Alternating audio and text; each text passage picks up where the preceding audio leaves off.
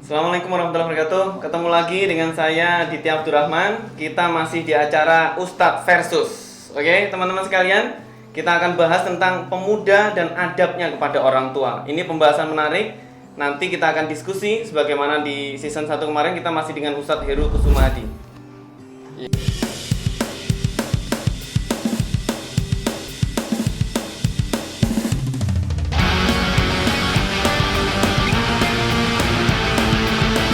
Baik Ustadz, Assalamualaikum Ustadz. Waalaikumsalam. Sehat Ustadz ya? Alhamdulillah sehat. Alhamdulillah. Ustadz. Keluarga gimana?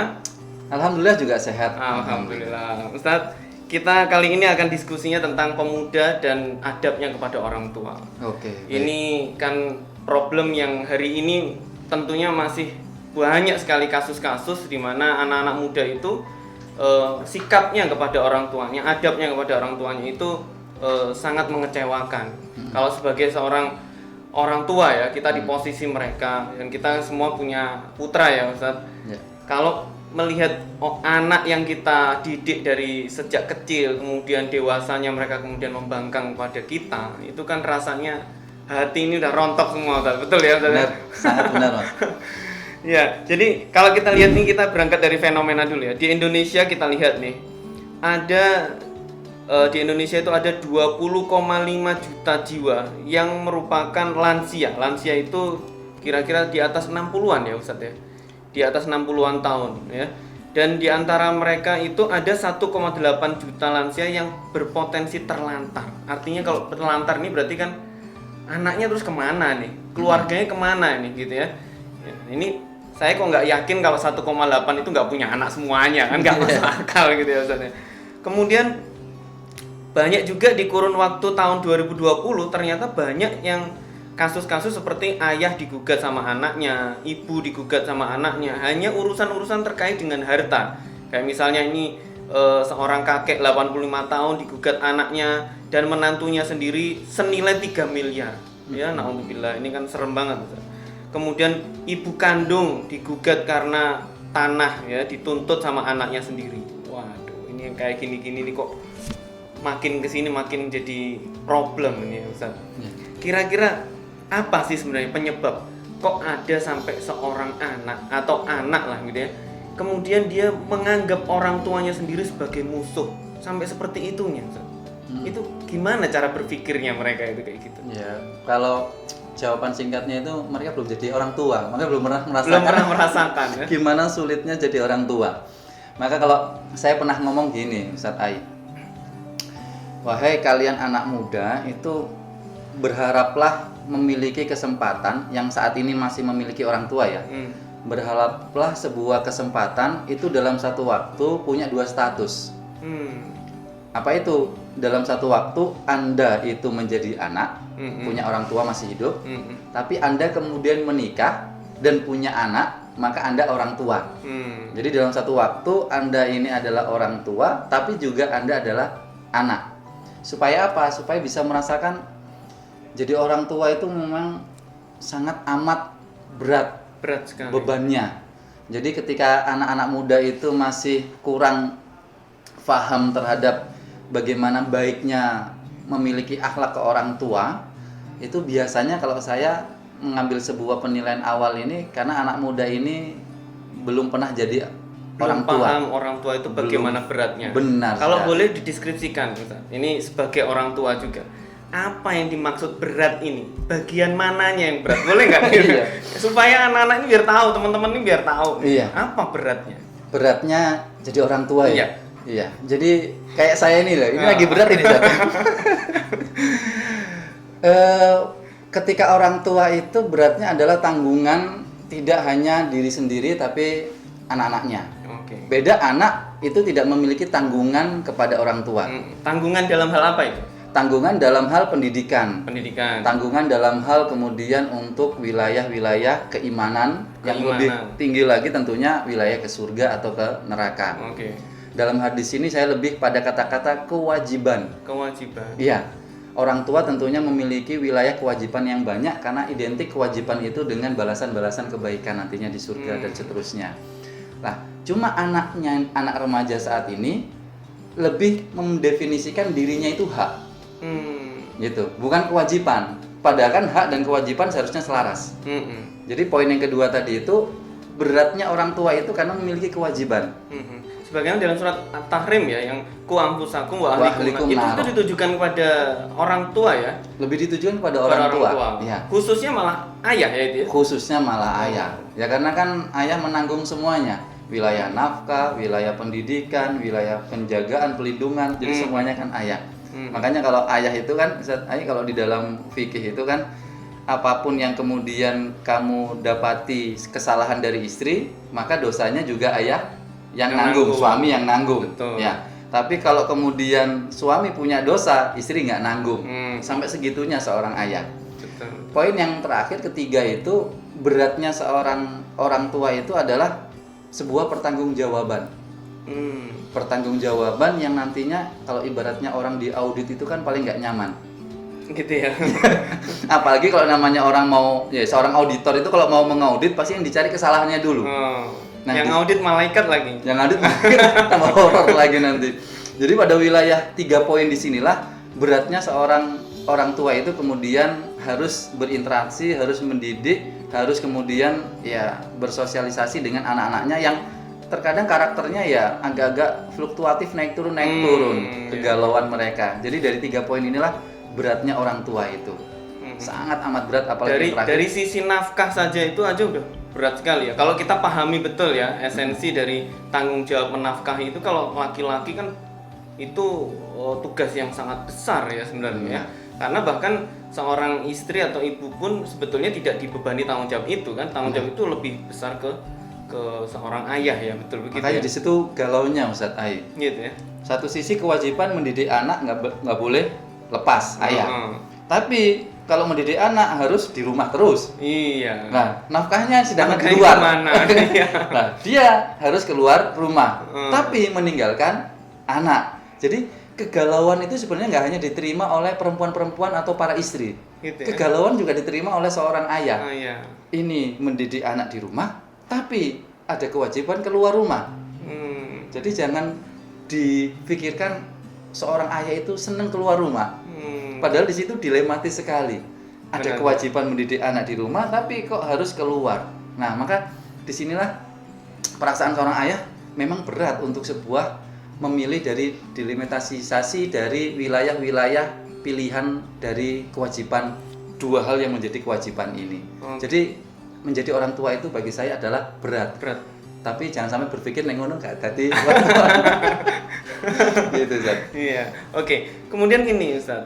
Jadi kalau kita melihat fenomena betapa banyak anak-anak muda yang kemudian adabnya itu sangat buruk kepada orang tuanya. Kalau saya lihat kan hari ini yang kecil-kecil aja, yang deket-deket dengan kita ya, mungkin mereka kepekaannya kurang. Ketika orang tua sedang dalam kondisi sulit, mereka seperti nggak peduli begitu ya dengan apa yang dihadapi orang tuanya. Ketika mereka sakit, mereka repot, mereka dalam kondisi mungkin ekonominya dalam kondisi yang sulit, anak itu terkadang nggak peka dengan hal kayak gitu, sehingga ya mereka menghabiskan uang dihabiskan sama anaknya. Kadang kalau sekolah juga nggak punya orientasi, aku harus lulus segera supaya orang tua aku tidak membebani orang tua aku lebih lama. Kepekaan kayak gitu biasanya sangat rendah di kalangan anak-anak muda. Itu kira-kira gimana menurut Ustaz?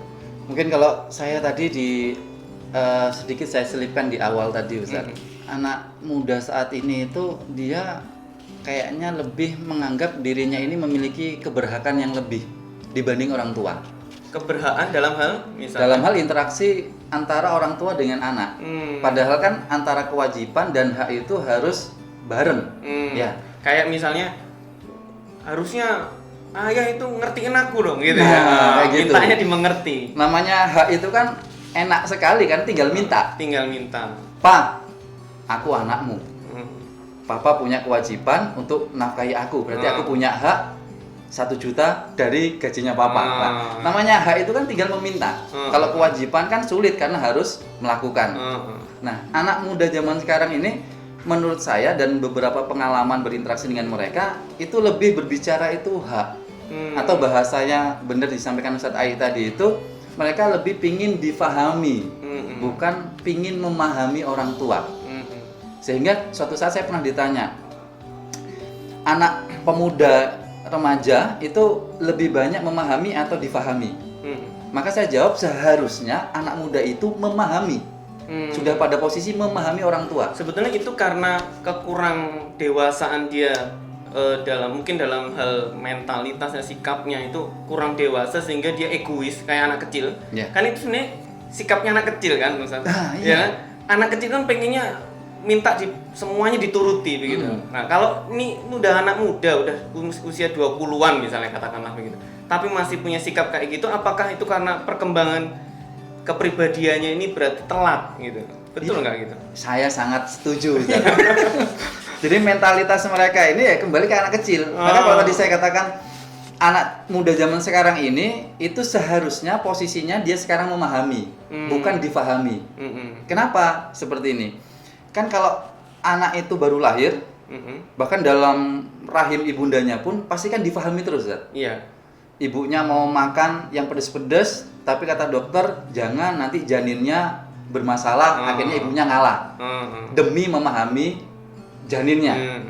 Lahir, ibunya agak enak tidur, nangis. Ibunya ngalah. Untuk memahami anaknya butuh asupan.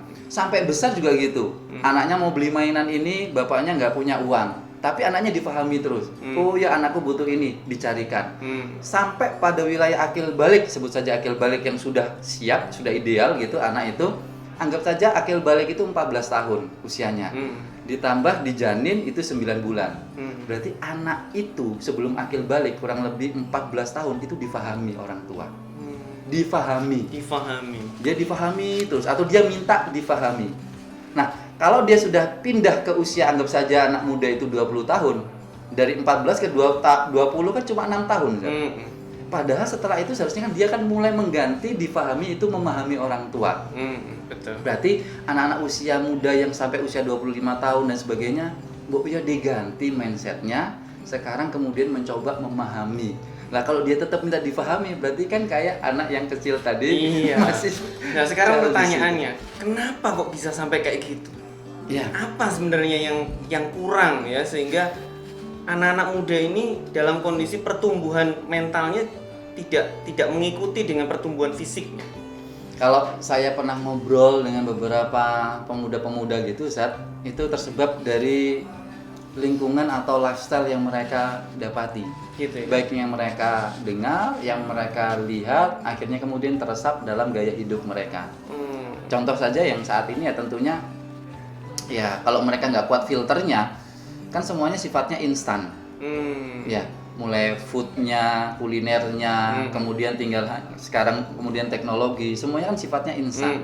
Dan instan-instan ini kan identik dengan childish kalau saya sebut. Identik dengan kayak anak kecil kalau nggak difilter dengan baik. Iya, jadi kalau instan-instan itu kan sesuatu yang lebih fokus pada hasil bukan proses. Nah, ya kan? Ya, sip. Yang hilang ini berarti prosesnya. Prosesnya. Saya senang ini langsung kemudian ditujukan sama ini kesimpulannya. Jadi kalau orang itu sebenarnya kalau dulu ya kita itu kalau misalnya mau makan tuh harus ngambil dari metik sendiri harus ini pokoknya harus ke pasar lah jauh lah kemudian dan sebagainya kemudian diproses lama harus begini itu membutuhkan proses yang panjang sehingga kita menghargai prosesnya gitu ya. Benar sekali. Seharusnya anak itu menghargai proses. Sepakat sekali Seth. Bahkan kisah peradaban kita kan juga diawali dengan anak itu berproses. Cuma ya memang mindsetnya anak itu, karena pernah saya ngobrol seperti ini Ustaz, itu dibantah sama anak muda. Gimana? Waktu itu ada obrolan gitu ya, taklim gitu, membahas tentang kisah Nabi Ibrahim. Ini mungkin permainan logikanya anak muda ya, menceritakan Hajar dengan Ismail. Kan yang berusaha Hajar Ustaz. Lari ke sana, lari ke sini kan 7 kali sa'i. Tapi yang dapatkan Ismail. Airnya itu. Nah, akhirnya anak muda ini kemudian sudut pandangnya menilai, loh Ustaz, anak kecil itu menerima. Bukan berproses. Saya bilang ya logikanya bener sih, cuma salah saya bilang, loh itu anak kecil atau anak tapi yang bayi yang tidak bisa berusaha. Kan Ismail masih bayi. Itu bantahannya ya. Bantahan saya. Soalnya kalau anak muda nggak dibantu dengan logika ya agak berat gitu. Nah ini yang terakhir Ustaz. Jadi sekarang itu juga gitu, ada kekritisan dari anak-anak muda itu. Kemudian mereka ketika mereka itu dalam tanda kutip ya, akhlaknya kurang baik kepada orang tuanya ya dan sebagainya itu, kemudian mereka salahkan bahwa ini dulu adalah hasil dari didikan orang tua kepadaku. Artinya ini aku merespon gini karena dulu mereka begitu ke aku. Nah, ya kan? Jadi ibaratnya ini kalau kasarnya seperti balas dendam. Oh. Iya kan? Sebenarnya betul nggak kayak gitu? Kondisi seperti itu betul nggak? Atau nggak selalu? Atau gimana? Ya, kalau kasusnya pasti ada Ustaz yang seperti itu. Di mana anak-anak itu kemudian memiliki akhlak yang tidak baik karena bentuk ya kekecewaan mereka terhadap pendidikan orang tuanya, atau bukan pendidikan, tepatnya lebih pada perilaku orang tuanya ke anaknya. Banyak kasus, ambil satu contoh misalnya, suatu saat ada anak itu bilang, bagaimana hukumnya saya tidak mau mendampingi, menemani, mengobati orang tua. Hukumnya bagaimana? Saya jawab, ya haram. Tolong Ustaz jangan dihukumi dulu sebelum tahu kasusnya. Nah, akhirnya dia cerita, jadi mulai kecil dia itu ditinggalkan oleh ayahnya, nggak dididik sama sekali, gitu. Ditelantarkan. Tapi ketika kemudian anak ini jadi, kemudian orang tuanya sakit, akhirnya orang tua mendatangi anaknya itu minta untuk kemudian ya dikasihi, dibantu dan lain sebagainya. Tapi anaknya menolak karena sakit hati. Nah, hal-hal yang seperti ini tentunya anaknya itu tetap akan tersalahkan. Iya. Tetap tersalahkan, di dalam Islam tetap tersalahkan. Gitu ya? Ya, karena posisinya orang tua ibaratnya sudah taubat. Kan tadi tidak menganggap anaknya dari awal, tapi sekarang kan menganggap anaknya. Nah, berarti kan ada sesuatu yang positif. Nah, orang tuanya datang positif, anaknya nangkep dengan negatif. Berarti tetap kita salahkan anaknya ini, karena orang tuanya sedang baiknya di situ posisinya.